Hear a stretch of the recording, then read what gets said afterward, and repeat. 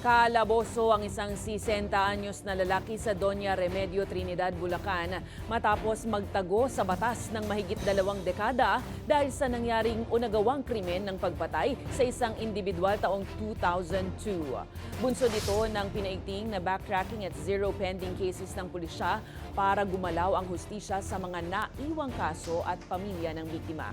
Base sa investigasyon, nagkainitan ang dalawang grupo sa larong bilyar at nauwi sa sakitan na nahantong naman sa pagkamatay ng isang biktima. Giit ng suspect na si alias Manding na absuelto na siya sa insidente kaya ipinagtataka niya ang pagkakahuling muli sa kanya.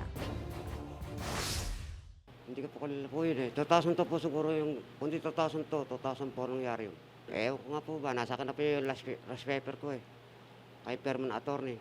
Upon surveillance namin sa kanya, palipat-lipat siya ng bahay.